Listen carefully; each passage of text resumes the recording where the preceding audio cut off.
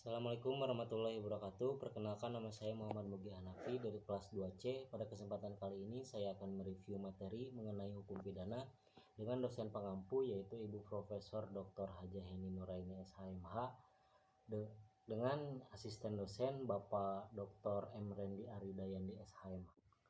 Saya akan mereview bab 3 mengenai pembaharuan hukum pidana di Indonesia.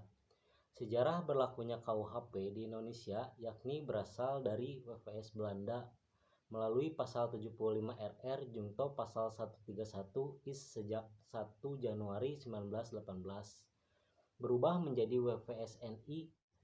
Selanjutnya melalui Undang-Undang Nomor 1 Tahun 1946 WVS NI berubah menjadi KUHP.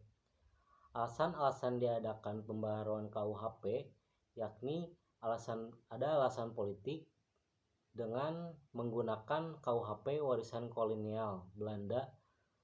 Dapat juga diartikan bahwa secara politis Indonesia masih dijajah Belanda.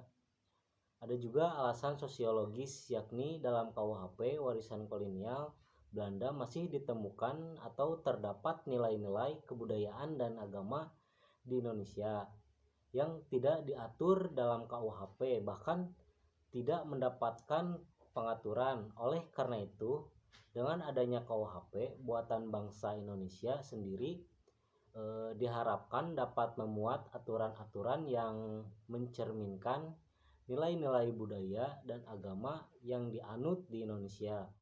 Selanjutnya ada alasan praktis dan juga alasan adiktif. Alasan adiktif sebagai bagian dari bangsa-bangsa di dunia, Indonesia wajib memperhatikan asas-asas dan nilai-nilai yang universal secara internasional. Contohnya asas-asas terorisme, asas-asas narkotika, asas-asas pembajakan udara, dan lain-lain. Ada juga cara-cara melakukan pembaharuan KUHP. Kriminalisasi.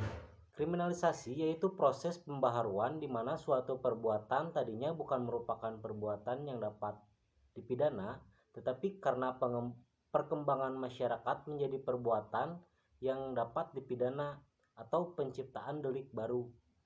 Ada juga dekriminalisasi yaitu suatu proses pembaharuan yang tadi suatu perbuatan itu dapat dipidana karena perkembangan masyarakat menjadi perbuatan yang tidak dapat dipidana atau memandukan delik. Ada juga yang ketiga, rekriminalisasi yaitu suatu proses perbuatan yang tadinya dapat dipidana karena perkembangan masyarakat menjadi tindak pidana, kemudian karena perkembangan masyarakat pula maka perbuatan tersebut menjadi dapat dipidana kembali.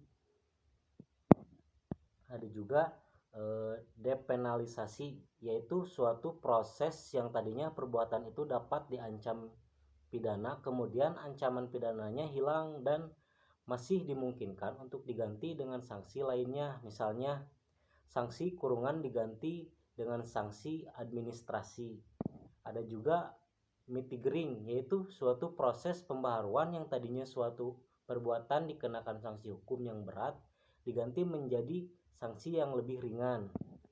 Ada juga metode pembaharuan KUHP. Yang pertama yakni evolusi atau evolusionis atau pembaharuan yang dilakukan dengan cara menyelipkan pasal-pasal baru dalam KUHP. Dua, yakni ada kompromis, yaitu pembaharuan yang dilakukan dengan cara menambah atau menyelipkan bab baru dalam KUHP. Jadi apabila ada aturan baru cukup dengan cara menambah atau menyelipkan saja. Yang ketiga ada global, yaitu pembaharuan hukum pidana yang dilakukan secara keseluruhan baik hukum pidana material maupun hukum pidana formal. Cukup sekian dari saya, mohon maaf bila ada kesalahan. Wassalamualaikum warahmatullahi wabarakatuh.